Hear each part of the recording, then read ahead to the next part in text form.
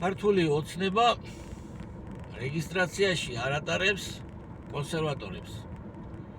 უკვე მეორედ დაახარვეზა მათი შეტანილი განაცხადი.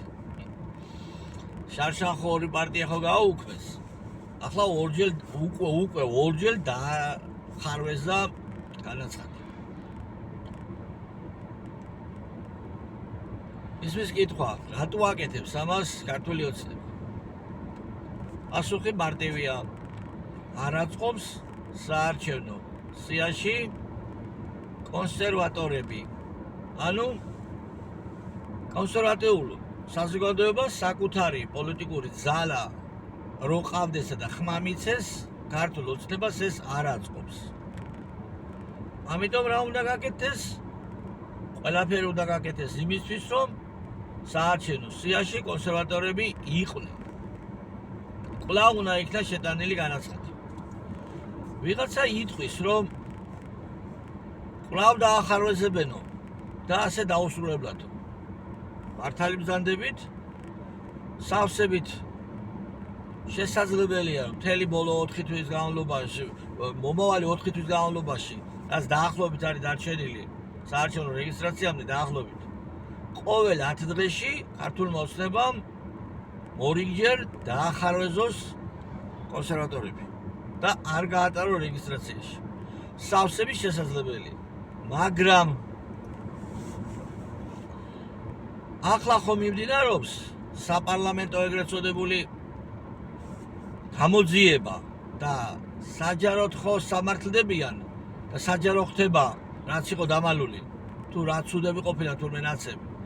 ნაცებსაც ეგრე ეგონათ თავის დროზე, რომ სულ იქნებოდა ხელისუფლებაში.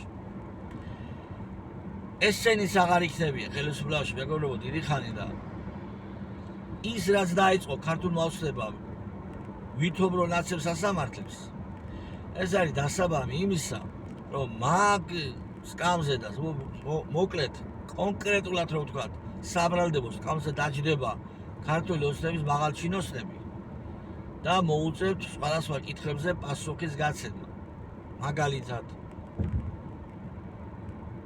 ანტიდისკრიმინაციული კანონი ვისი დავალებით მიიღეს? პარლამენტარებს ხმის მისცემისთვის დაურიგეს თუ არა მილიონები? ეგრეთ წოდებული ბავშვთა კოდექსი ვისი დავალებით მიიღეს და გარიგდა თუ არა აქაც ფული პარლამენტარებზე ხმის მისცემისთვის და რატომ იყო დაინტერესებული ქართული ოცნება კოლექტიური ლაზარე გრიგორიადისებად, რომ ექცია მომავალი თაობა?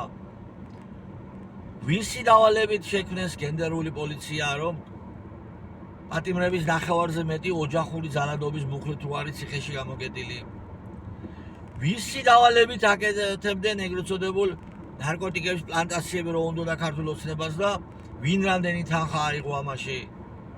ვისი დავალებით მოახდინა კოჰაბიტაცია იმ ძალასთან ახლა 8 სამართლებს 13 წლის შემდგომ და მათ შორის იმ ადამიანებმა, რომლებმაც უშუალოდ დაახარვეზეს კონსერვატორები, აუცილებლად მოუწევთ პასუხის გაცემა კითხვებზე. მიძინა ივანიშვილის მიერ დანიშნულ რომელი ფეოდალის მითითებებით აკეთებდა ამას.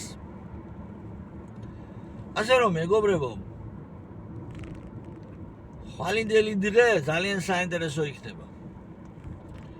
და ერთი დეტალი კიდე ჩემო ძვირფასებო. როგორ ფიქრობთ?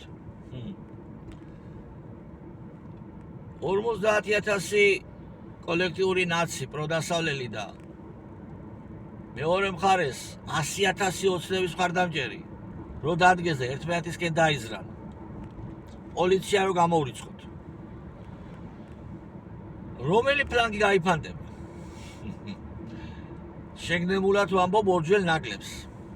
ყველა ვიცით, რომ ოცნების მხარდამჭერები დაიფანტებიან.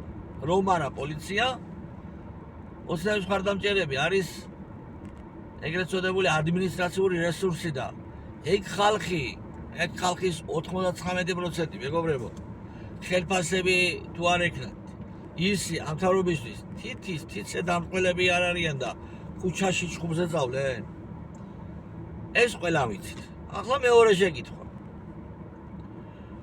50,000 კოლექტიური ნაცი რო იყოს ერთ მხარეს და მეორე მხარეზე 5,000 კონსერვატორი შეგნებულად ვამბობ ადჯერ ნაკლებს. ერთმერის მართულებით რო დაიძრას, რომელი ფლანგი დაიფანტება.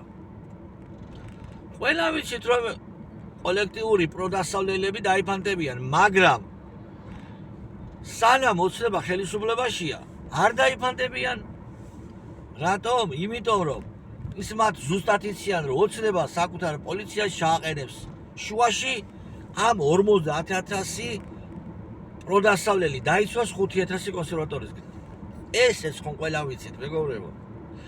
ასე რომ, ჩემო ძვირფასებო, პრაქტიკულად ძალაუფლება კონსერვატორებისა დროის ამბავია, მხოლოდ და მხოლოდ დროის ამბავი არის. ასე რომ, რეგისტრაციის ბრძოლა უნდა გაგრძელდეს, იყავით მშვიდად, იდექით მტკიცად და შეურყეველად. გაგლოცოთ და გაგახაროთ და გაგაზიაროთ მაღალმა ღმერთმა.